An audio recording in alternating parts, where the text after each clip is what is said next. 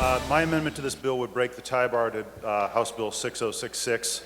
I would suggest that if this House values democracy and liberal participation in it, and if my colleagues, some of my colleagues, have concerns about lack of ID leading to issues in the voting booth, that they should support this amendment.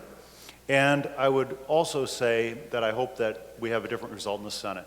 With due respect to my colleagues on the other side who spoke on this issue, and I do respect both of their concerns, I would suggest that at this point we have only had hypothetical examples of possible voter fraud, being opposed to the example of my colleague Representative McBroom, who gave us an example of an actual difficulty, and the example of a numeric example offered by my colleague Representative Irwin, who pointed out that 18,000 people took advantage of the law as it currently stood before today and prior to passage in the Senate.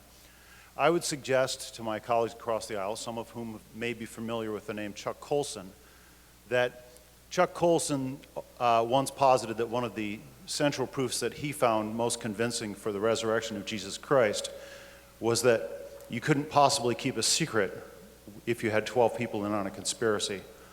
I would suggest to you that the odds of 18,000 people all going in and voting for someone else, or that any of those people, had they done so, that error or that conspiracy would have rather quickly come unraveled. I have a rather cynical, suspicious mind, and believe me, I have actually gone in and voted without an ID because I didn't have one in my pocket. And I've occasionally thought that I could vote for my neighbor. My neighbor's name is James McClurg. He's a white guy. He's about my age. He looks about like me. And I thought I could go in and I could vote for Jim. The problem is, of course, that exactly what Representative Kesto hypothesized would happen, which was that later in the day, my neighbor Jim McClurg would come in and he'd ask why he wasn't allowed to vote. If that had happened anywhere in the state of Michigan, I would love to hear about it from one of my colleagues. I would love to hear something other than a hypothetical example of voter fraud, because it seems to me that those kinds of problems would naturally rise to the surface in exactly that way. So today we have dealt with a hypothetical problem. In an encounter, we have been provided with real examples of voter difficulty. And I can't thank my colleague Representative McBroom enough for presenting us with an actual tangible example.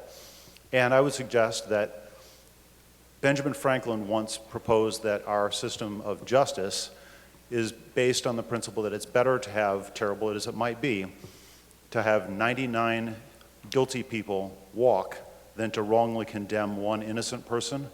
I would similarly suggest that taking away the functional ability of one citizen in Michigan is one too many. And I urge cooler heads in the Senate to differ from my colleagues today on their vote on House Bill 6066, and I urge you all to vote for the amendment to break the tie bar. Thank you, Representative LaGrand. Question for the House, adoption of the amendment. Clerk will open the board. The amendment is not adopted.